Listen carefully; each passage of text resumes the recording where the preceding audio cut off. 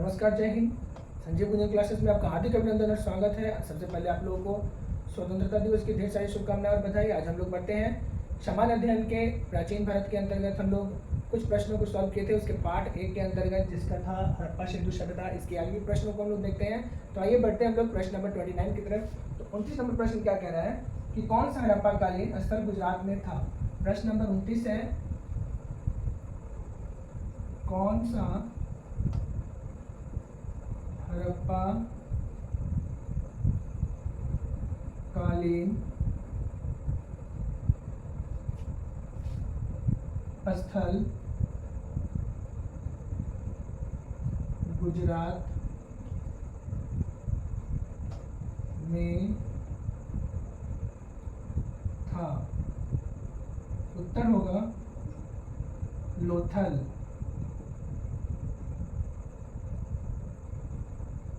कौन सा हड़प्पा कालीन स्थल गुजरात में था। उत्तर हो गया लोथल। 30 नंबर प्रश्न को देखते हैं। मोहनजोदड़ो को किस एक अन्य नाम से जाना जाता है। मोहनजोदड़ो को किस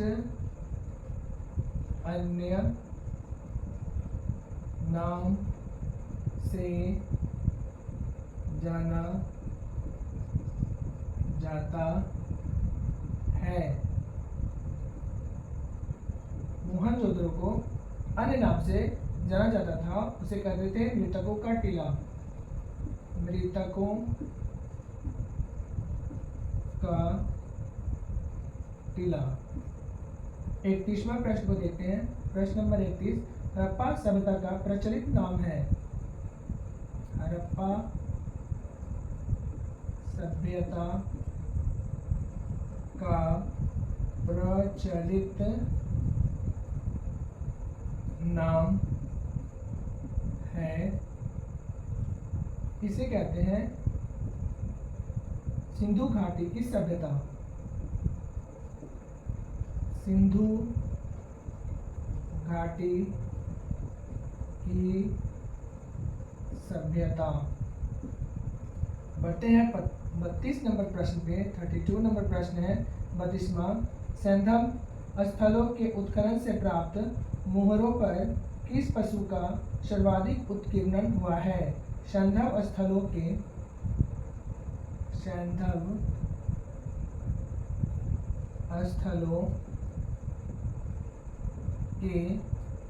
उत्खनन से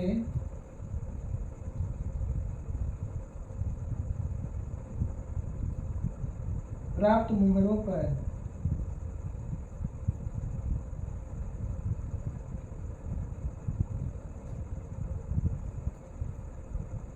किस पशु का सर्वाधिक उत्कीर्णन हुआ है। किस पशु का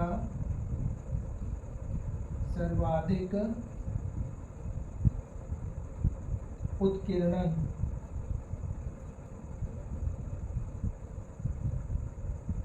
हुआ है। यह आपका 32 नंबर प्रश्न हो गया।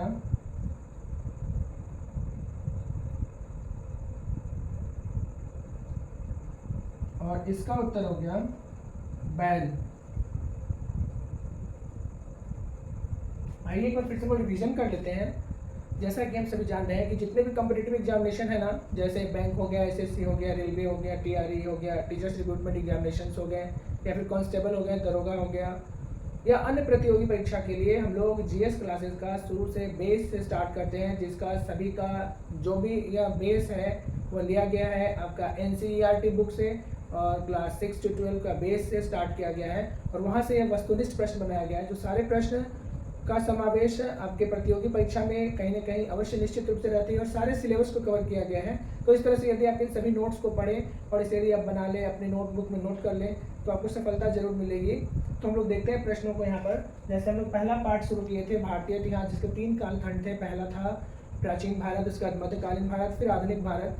ये 3 अलग अलग कालखंडों में से हम लोगों ने पहला स्टार्ट किया था प्राचीन भारत से, जहाँ पर उसका भाग 1 में हम लोगों ने पिछले वीडियो में सारे प्रश्नों को देखा था। इसके बाद आज हम नेक्स्ट वीडियो जो आपका भाग 2 का वीडियो आपके सामने है, इसमें हम लोग हड़प्पा सिंधु सभ्यता चैप्टर 1 से प्रश्न को कंटिन्यू कर रहे हैं, जहाँ से हम लोग ने पिछले वीडियो में छोड़ा था। उसके आगे से बढ़ते हैं कि अगला प्रश्न क्या है। तो यहाँ पर देखते हैं कि कौन सा हड़प्पा कालीन स्थल, वह कौन सा जगह है जो हड़प्पा कालीन मतलब हड़प्पा के समय में हड़प्पा कालीन स्थल यानी जगह जो गुजरात में है।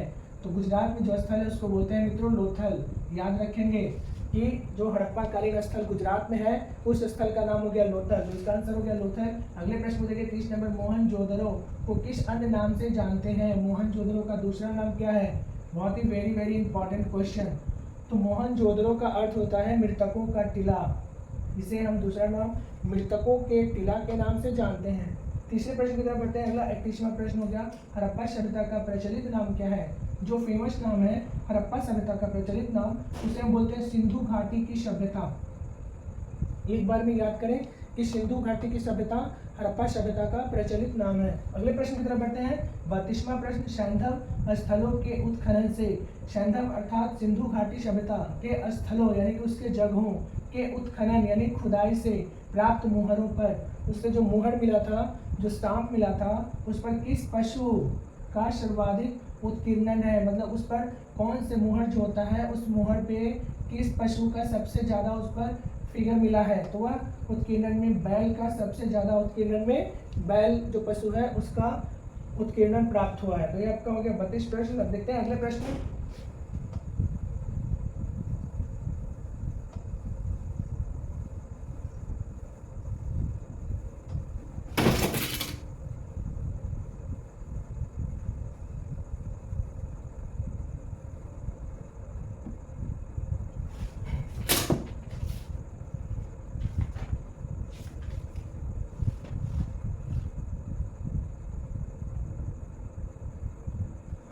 बढ़ते हैं 34 नंबर प्रश्न पे। सिंधु सभ्यता का कौन सा स्थान भारत में स्थित है? अभी ये प्रश्न को हम लोग किए हैं। तो प्रश्न नंबर आपका हो गया 34 सिंधु सभ्यता का कौन सा स्थल भारत में है? अभी हम लोगों ने देखा है कि लोथल जो गुजरात में है या भारत में है। तो इसका आंसर हो जाएगा 34 नंबर प्रश्न हो गया, इसका आंसर हो गया लोथल। अब अगला प्रश्न है 35 नंबर, भारत में खोजा गया सबसे पहला पुराना शहर था। 35 नंबर प्रश्न हो गया, भारत में खोजा गया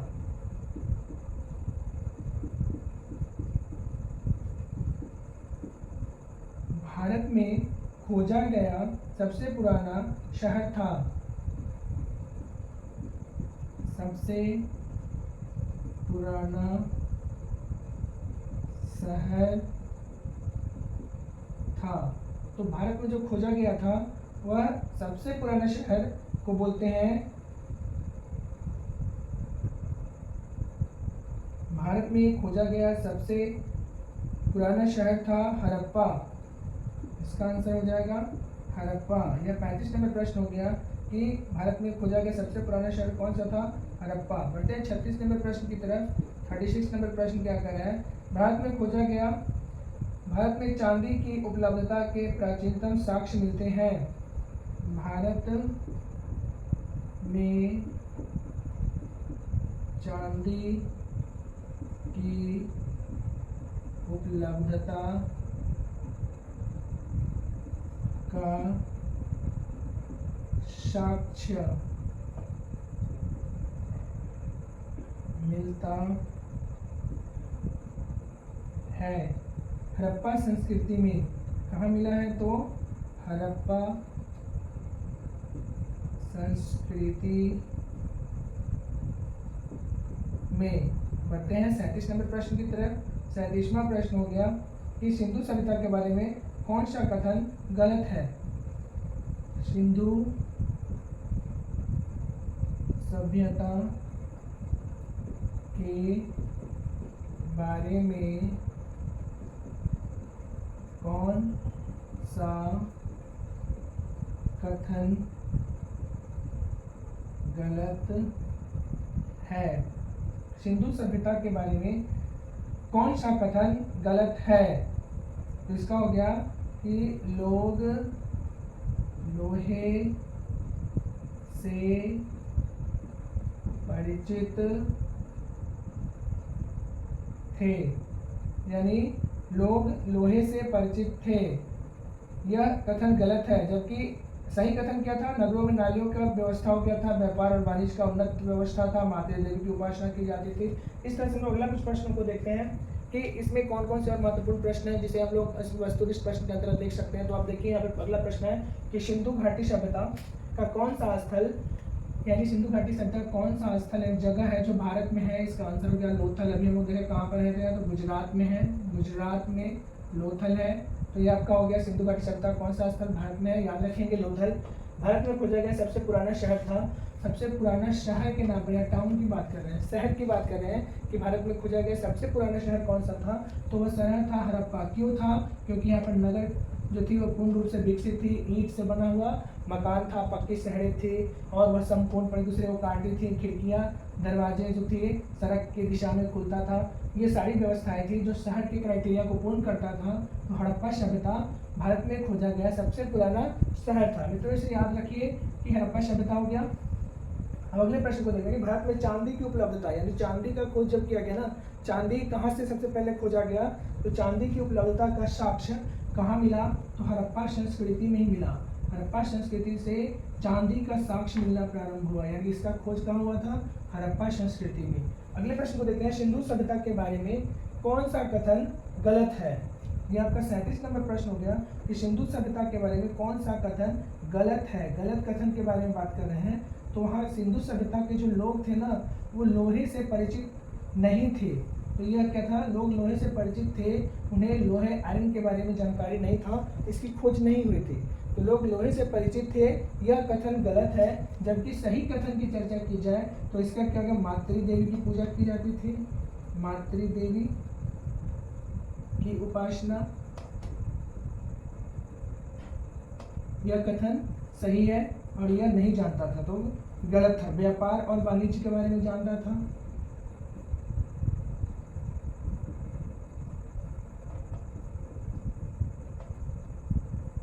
यह भी कथन सही है। और नगरों में नालियों की व्यवस्था थी, लेकिन नगर तो विकसित थी ही, नगर में नालियों की व्यवस्था थी।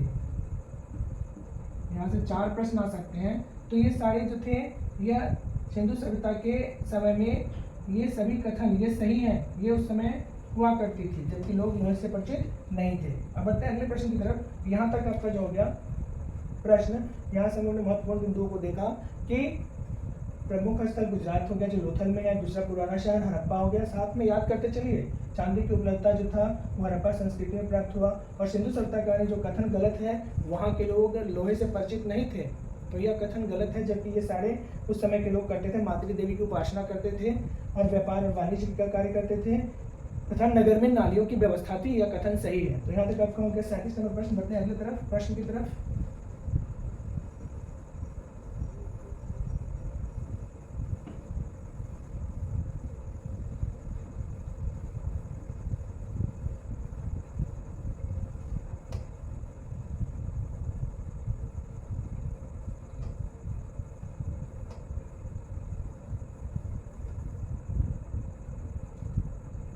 अड़तीस नंबर प्रश्न है,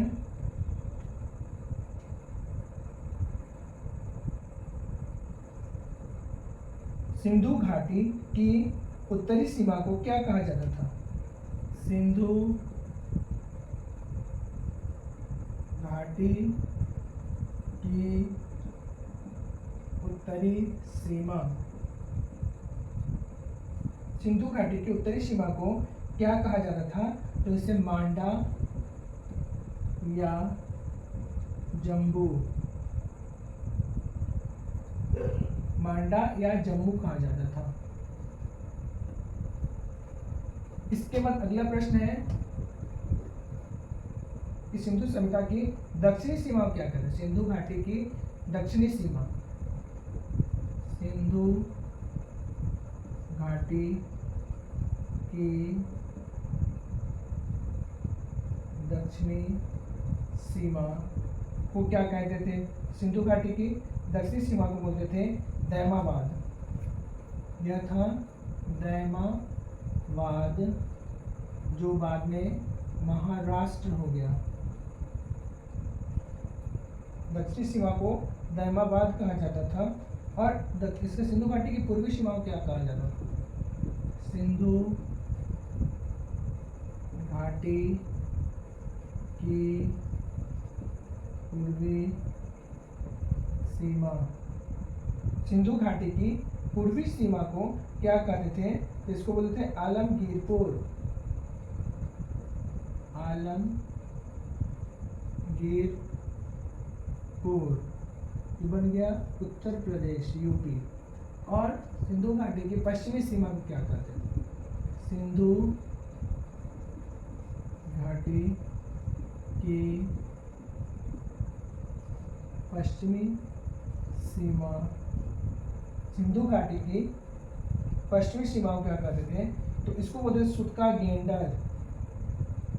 सुतका गेंडर, या इसे बोलते थे बलूचिस्तान।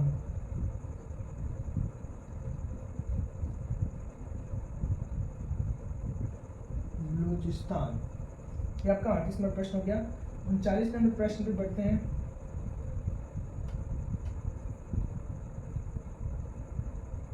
मांडा किस नदी के किनारे स्थित था? मांडा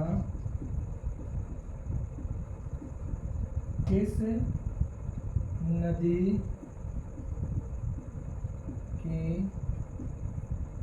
किनारे स्थित था? तो इसे कहते थे चेनाब।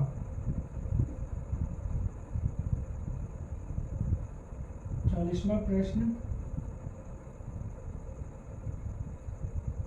हड़प्पा कालीन स्थल रोपर पंजाब किस नदी के किनारे स्थित था?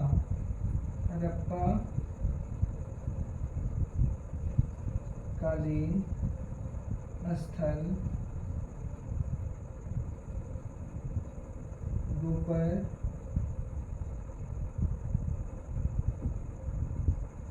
पंजाब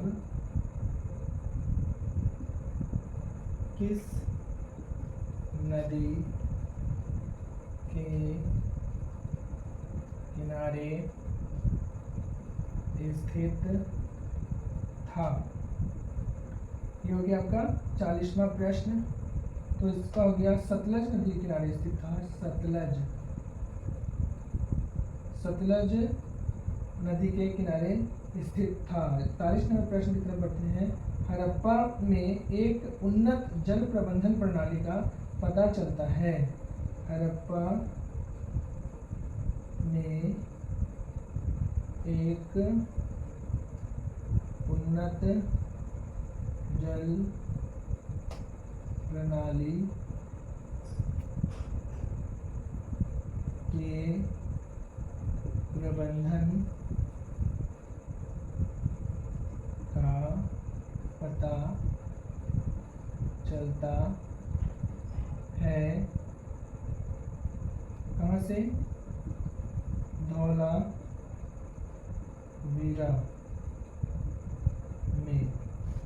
तो आइए हम कुछ और प्रश्नों को देखें और समझने का प्रयास करें। अगला प्रश्न हमारा है प्रश्न नंबर 38। इसमें क्या कह रहा है कि सिंधु घाटी की उत्तरी सीमा, सिंधु सभ्यता जो थी वह क्या थी? त्रिभुजाकार थी, इस तरह से। और सिंधु घाटी की उत्तरी सीमा में जो था उस जगह को बनाया था मांडा। और मांडा बाद में जम्मू बन गया, जम्मू कश्मीर जिसको बोलते हैं जम्मू। मांडा याद रखेंगे, जम्मू या पहला हो गया जो उत्तरी सीमा हो गया। सिंधु घाटी की दक्षिणी सीमा को दैमाबाद बोलते थे, या साउथ जो दक्षिणी भाग हो गया इसको महाराष्ट्र हो गया, या महाराष्ट्र भी इसको बोलते हैं। जो दैमाबाद था या दक्षिणी सीमा हो गया। सिंधु घाटी की पूर्वी सीमा का नाम क्या था? तो पूर्वी सीमा को बोलते थे आलमगीरपुर। पूर्वी सीमा को बोलते थे आलमगीरपुर, जो उत्तर प्रदेश हो गया। आलमगीरपुर जो यूपी में आया, और सिंधु घाटी की पश्चिमी सीमा को क्या कहते थे, तो पश्चिमी सीमा को सुतका गेंडर या बलूचिस्तान बोलते थे, सुतका गेंडर या बलूचिस्तान। तो ये पश्चिमी सीमा हो गया। अब अगला प्रश्न की तरफ बढ़ते हैं कि मांडा किस नदी के किनारे स्थित था, तो मांडा चेनाब नदी के किनारे स्थित था। कहाँ स्थित था, तो चेनाब नदी के किनारे मांडा स्थित था, और मांडा को एक अन्य नाम से क्या जानते हैं, जम्बू, और यह है क्या, तो सिंधु घाटी का उत्तरी सीमा, याद रखेंगे। अगला प्रश्न देखेंगे हड़प्पा कालीन स्थल, हड़प्पा काल के समय में जो जगह था स्थल जिसको रोपर बोलते थे, रोपर कहाँ है, तो पंजाब में, किस नदी के किनारे स्थित था, तो रोपर जो स्थल था जो हड़प्पा कालीन था वर्तमान पंजाब हो गया, जो सतलज नदी के किनारे स्थित था। किसके किनारे स्थित था, तो सतलज नदी के किनारे। अगले प्रश्न को देखते हैं कि हड़प्पा में एक उन्नत जल प्रणाली, हड़प्पा में एक उन्नत जल निकासी या जल प्रणाली के प्रबंधन का पता चला, तो कहाँ से था यह उन्नत जल प्रणाली का प्रबंधन जो था वह धौलावीरा में पता चला। इसका करेक्ट आंसर क्या हो जाएगा, धौलावीरा। जहाँ से हमें जल प्रबंधन के बारे में जानकारी प्राप्त हुआ उस जगह का नाम हो गया धौलावीरा। ये आपका 41 प्रश्न होगा। ये सभी प्रश्न जो है पहला पार्ट हड़प्पा या जिसको हम सिंधु घाटी की सभ्यता बोलते हैं उस पार्ट से लिया गया है, और ये सारे प्रश्न बहुत ही उपयोगी है। प्राचीन भारत कंटेंट नंबर 1, और ये सभी का बेस हो गया SCERT NCERT जो किसी भी कॉम्पिटिटिव एग्जामिनेशन के लिए बहुत ही उपयोगी है। तो बढ़ते हैं अगले प्रश्न की तरफ देखते हैं।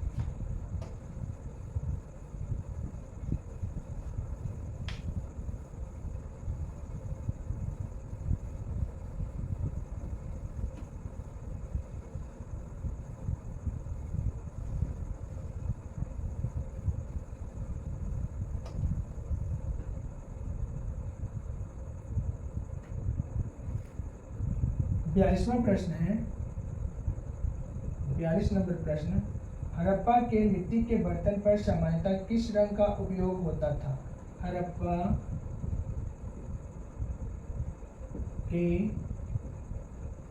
मिट्टी के बर्तन पर किस रंग का उपयोग होता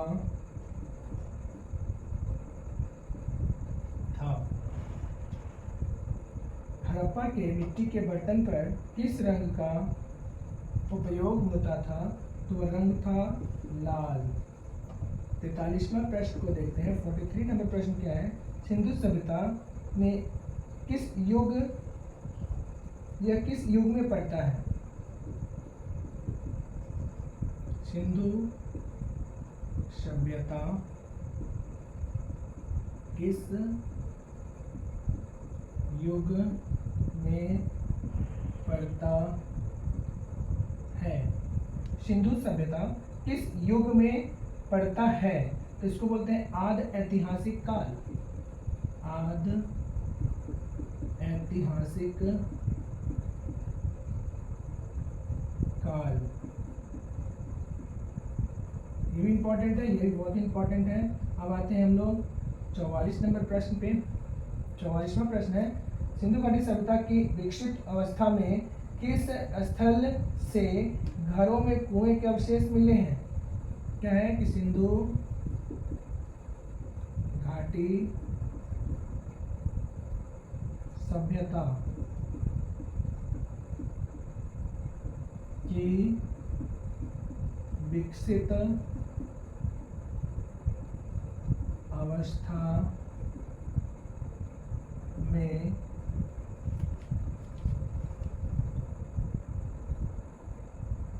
किस स्थल से घरों में कुआं के अवशेष मिले हैं। किस स्थल के घरों में कुआं के अवशेष मिले हैं। ये 44वां प्रश्न हो गया आप लोगों के बीच। तो इसका क्या हो गया कि जो वह जगह था उसका नाम था मोहनजोदड़ो।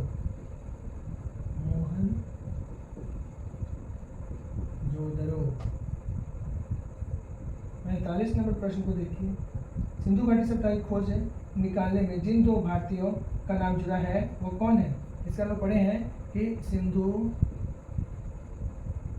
घाटी सभ्यता की खोज में जुड़ने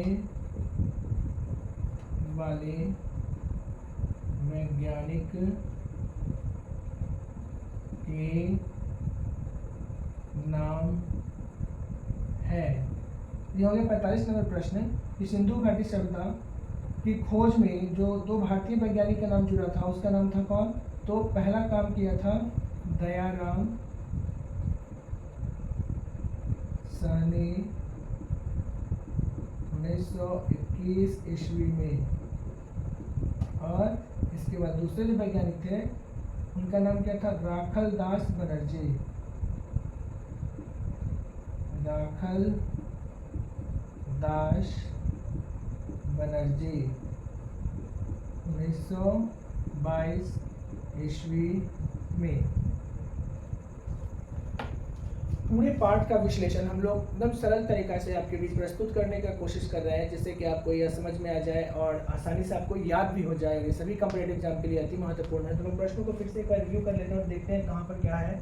तो प्रश्न हमारा 42 नंबर था कि हड़प्पा के मिट्टी के बर्तन, यानी हड़प्पा के समय में जो मिट्टी का बर्तन बनाया जाता था वह किस रंग का उपयोग होता था? मिट्टी का कोई भी बर्तन बनाने के लिए जो रंग का उपयोग होता था वह था लाल।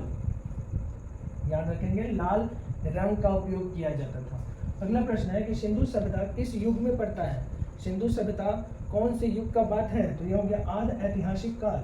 आदि ऐतिहासिक काल के युग को सिंधु सभ्यता का युग कहा जाता है। अगला प्रश्न है सिंधु घाटी सभ्यता की विकसित अवस्था में किस स्थल से घरों में कुआं के अवशेष प्राप्त हुए? यानी सिंधु घाटी सभ्यता की विकसित अवस्था यानी कि बहुत ज़्यादा विकसित होने वाला शहर था ये। तो इस अवस्था में कुआं के अवशेष यानी कुआं होने का प्रमाण कहाँ से मिला? तो उस स्थल का नाम है मोहनजोदड़ो। मोहनजोदड़ो से कुआं में घरों में कुआं होने का जो अवशेष प्राप्त हुआ है वो मोहनजोदड़ो से हुआ है। 45वां प्रश्न को देखते हैं कि सिंधु घाटी सभ्यता की खोज में जुड़ने वाले दो भारतीय वैज्ञानिक के नाम कौन कौन से हैं। यहाँ पर बात करते हैं कि कौन भारतीय वैज्ञानिक थे जिन्होंने सिंधु घाटी सभ्यता की खोज में महत्वपूर्ण भूमिका निभाई। सबसे पहला था दयाराम साहनी जी, जिन्होंने 1921 ईस्वी में खोज करना शुरू किया और सिंधु घाटी सभ्यता के बारे में खोजा। और दूसरे थे राखल दास बनर्जी, जिन्होंने 1922 ईस्वी में इसका विस्तृत रूप किया। तो दोनों वैज्ञानिक का जो नाम हो गया वो हो गया दयाराम साहनी और राखल दास बनर्जी। बढ़ते हैं अगले प्रश्न की तरफ।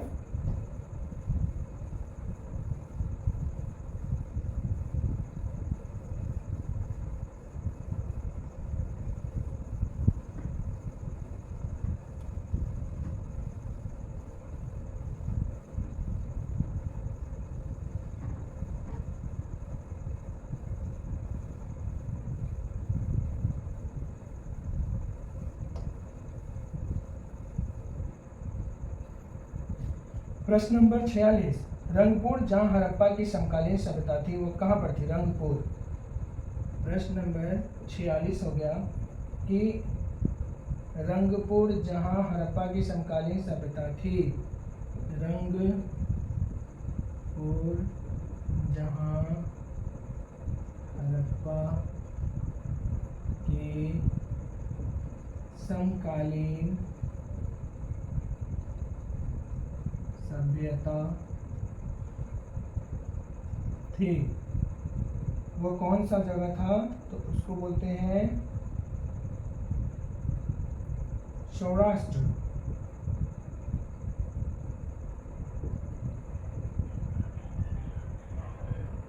बढ़ते हैं 47 नंबर प्रश्न पे। 47वां प्रश्न क्या है? हड़प्पा एवं मोहनजोदड़ो की पुरातात्विक खुदाई के प्रभारी थे। Harappa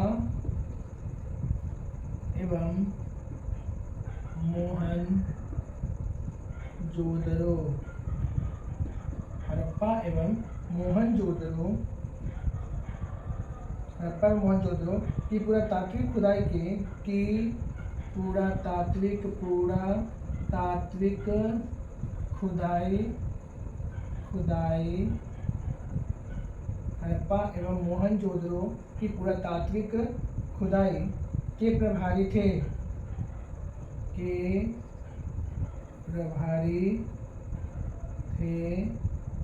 sir John Marshall. उनका नाम क्या था मित्रों? उनका नाम था सर जॉन मार्शल। 48 नंबर प्रश्न की तरफ बढ़ते हैं। 48 नंबर प्रश्न यह क्या कर रहा? 48वां प्रश्न, किस पशु की आकृति जो मुहर पर मिलती है जिससे ज्ञात होता है कि सिंधु घाटी एवं मेसोपोटामिया की सभ्यता के मध्य व्यापारिक संबंध था? किस पशु का मुहर पर का अभी हम लोग पढ़े हैं, मुहर पर किस पशु का उल्लेख किया गया था? इसका उत्तर हम देखें, कौन सा पशु था? वह था बैल।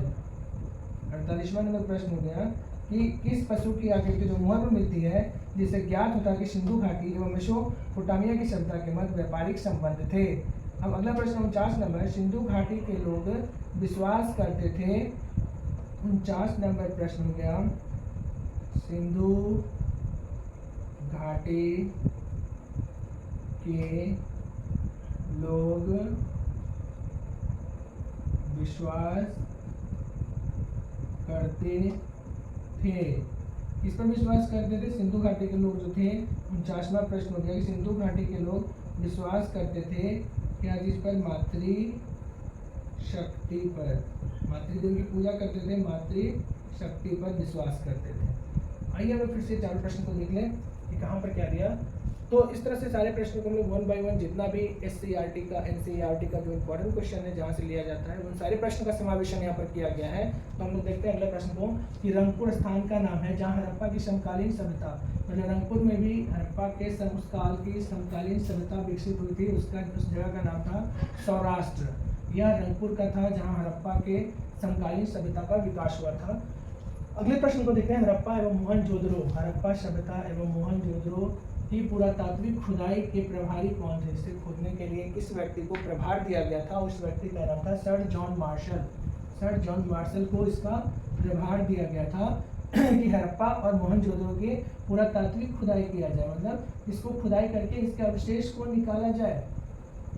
अभी हम बात पीछे पढ़े हैं कि मुहर पर किस पशु का उल्लेख किया गया था? तो जो मुहर था हड़प्पा सभ्यता का उस पर बैल का उल्लेख किया गया था, जो किस चीज़ के लिए? व्यापारिक संबंध के को जोड़ता था। और यह संबंध किसके बीच में जोड़ता था? तो सिंधु घाटी और मेसोपोटामिया, मतलब मेसोपोटामिया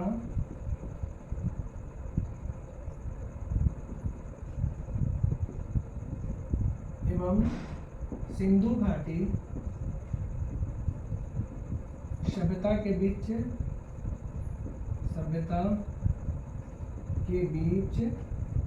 व्यापारिक संबंध को जोड़ता था। कौन? तो मुहर। और मुहर पर किसका संकेत था? तो उस मुहर पर बैल का संकेत था। तो ये आसानी से हम याद कर सकते हैं। अगला प्रश्न देखते हैं, सिंधु घाटी के लोग विश्वास करते थे। सिंधु घाटी के लोग थे ना, वो मातृशक्ति और मातृदेवी की पूजा में विश्वास करते थे। तब तो 49 नंबर प्रश्न हो गया। अब आगे बढ़ते हैं अगले प्रश्न पे। यहाँ सारे प्रश्नों का समाकलन किया गया है और जो प्रश्न प्रतियोगी परीक्षा में पूछा जा सकता है वो सारे प्रश्नों को यहाँ पर आपके बीच प्रस्तुत किया जा रहा है। यदि आप इन सभी से नोट्स बनाएं और सरल भाषा में सीखते हुए ये सारे प्रश्नों को आप आसानी से समझ सकते हैं। तो इसके बाद हम लोग बढ़ते हैं अगले प्रश्न की तरफ। 50 नंबर प्रश्न पे हो गया कि कौन सा सिंधु स्थल समुद्र तट पर स्थित नहीं था? कौन सा सिंधु स्थल? 50वां प्रश्न हो गया, कौन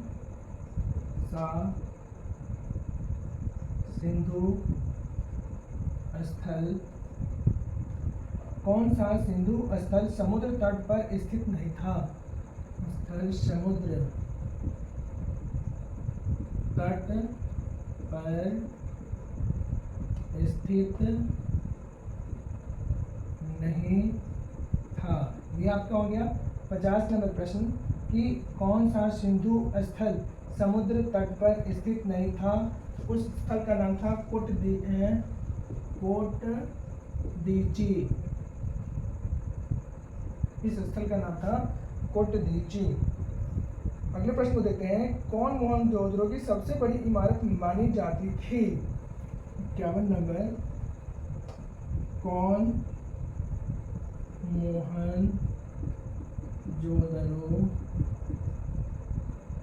की सबसे बड़ी इमारत मानी जाती थी? 51 नंबर प्रश्न हो गया कि कौन सा स्थल है जो मोहनजोदड़ो की सबसे बड़ी इमारत मानी जाती थी? तो इसको बोलते हैं विशाल अन्नागार। विशाल अन्नागार। बढ़ते हैं 52 नंबर प्रश्न पर। 52वां प्रश्न हो गया, हड़प्पाकालीन लोगों ने नगरों में घरों के विन्यास के लिए कौन सी पद्धति अपनाई थी? हड़प्पाकालीन लोगों ने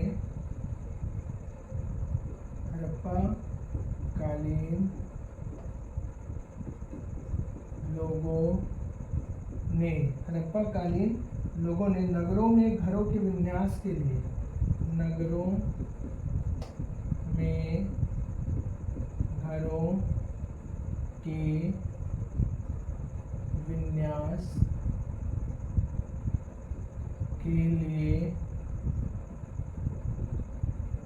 कौन सी पद्धति अपनाई थी? हड़प्पाकालीन लोगों ने विन्यास के लिए कौन सी पद्धति अपनाई थी? उसे बोलते थे ग्रिड पद्धति। यह कौन सा गया? ग्रिड पद्धति के द्वारा वह घरों के विन्यास का कार्य करते थे। तो 52 तक प्रश्न हम देखें, फिर से इसको पर देख लेते हैं कि इन सभी प्रश्नों में क्या दिया आगे। प्रश्न को देखते हैं कि कौन सा सिंधु स्थल, सिंधु सभ्यता का कौन सा जगह है जो समुद्र तट, जो समुद्र के किनारे स्थित नहीं था, उसे कहते थे कोटदीची। यह स्थान का नाम है जो समुद्र तट पर नहीं था, समुद्र तट पर नहीं था, तो इसको बोलते हैं कोटदीची। अगला हो गया, कौन मोहनजोदड़ो की सबसे बड़ी इमारत मानी जाती थी? इमारत यानी कि सबसे बड़ा जो अलग अलग बिल्डिंग जो होंगे ना, इमारत कौन सा था? तो उसको कहा जाता था विशाल अन्नागार। अन्नागार जहाँ पे अन्न का भंडार किया जाता था उसे अन्नागार कहते हैं। तो विशाल अन्नागार जो था मोहनजोदड़ो की सबसे बड़ी इमारत थी।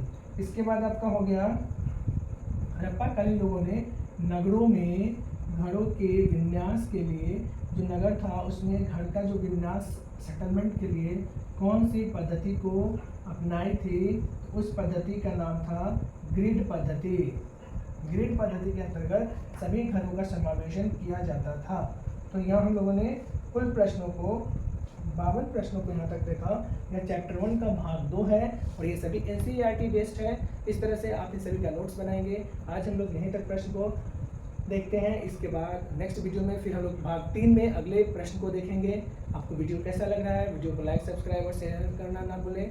और आप अपना बहुत ख्याल रखें। Take care, bye bye, thank you, जय हिंद। आपके एक लाइक और सब्सक्राइब से हौसला बढ़ता है और इसे बनाकर हम आपके सामने प्रस्तुत कर रहे हैं। और मुझे आसानीपूर्ण विश्वास है कि इस तरह से यदि पढ़ाई करेंगे तो जैसे मुझे सफलता मिली है, आप भी जरूर सफल होंगे और आगे सफलता आपका कदम चूमेगी। इन्हीं शुभकामनाओं के साथ पुनः आपको happy independence day once again. Thank you, take care, bye bye, see you again on next video. जय हिंद।